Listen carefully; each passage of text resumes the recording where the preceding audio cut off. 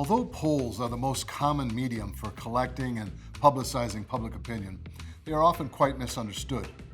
In a poll, a specific group of people is surveyed to determine their feelings and beliefs about issues or public officials.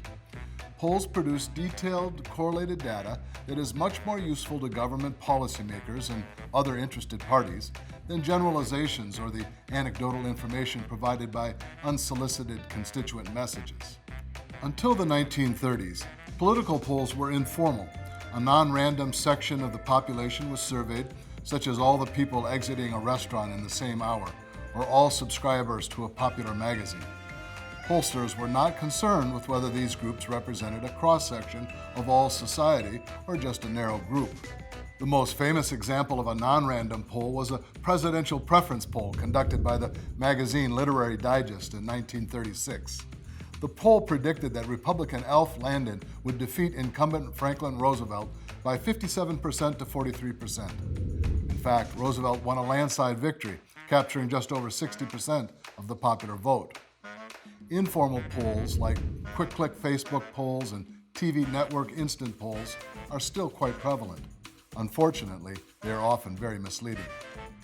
Formal polling began in the 1930s and requires the careful random sampling of a representative segment of the relevant population to produce a statistically meaningful measure of public opinion. Once a population is chosen, for example, registered voters in the United States, a random group from that population must be selected. The random sample, in turn, is narrowed into a representative sample to reflect the demographics of the entire population.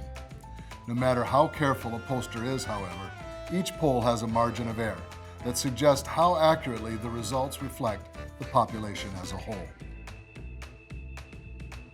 Even if the sample is representative, a poll must be carefully designed to be useful. Most polling is now conducted by telephone, but new technologies have made phone polling problematic. In the early 21st century, the number of Americans with landlines has decreased. Cell phone numbers remain mostly unpublished, making it difficult to include people who rely on cell phones in the sample. In addition, software may block or end calls originating with phone numbers associated with polling companies, producing a non-response when those numbers are called.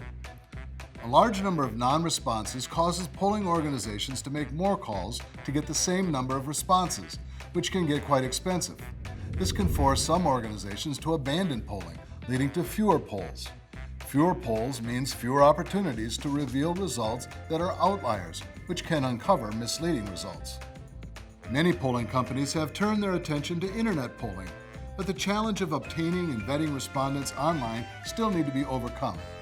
In addition, internet polling faces issues such as the overrepresentation of young people and the inclusion of children below voting age, whose views on political issues are less desirable to pollsters since they're not eligible to vote. Pollsters regularly encounter other obstacles to accuracy. Timing is one concern. For example, voters exposed to a constant media barrage of campaign coverage in an election year may be less willing to respond to a poll on the candidates simply because of a lack of patience. These non-responses have the potential to create bias in poll results. The question wording within a poll can also cause inaccuracies. For a poll to be non-biased, the poll questions cannot be leading or designed to produce a desired response. The order in which questions are asked and the choices listed can also affect results. These concerns and the manner in which an interviewer asking the questions replies to a response and the follow-up questions to a response must be carefully planned beforehand to avoid introducing bias. False answers provide pollsters with another major challenge. When people agree to respond to a poll, there's no guarantee that their responses will be truthful. Studies show polls can be influenced by respondents providing false answers in an attempt to disguise their unfamiliarity with the topic. Results can also be skewed when a person answers falsely because he or she is too embarrassed to express what is perceived to be an unpopular opinion. Overall, polls can be accurate when done carefully, but grossly misleading if they are not.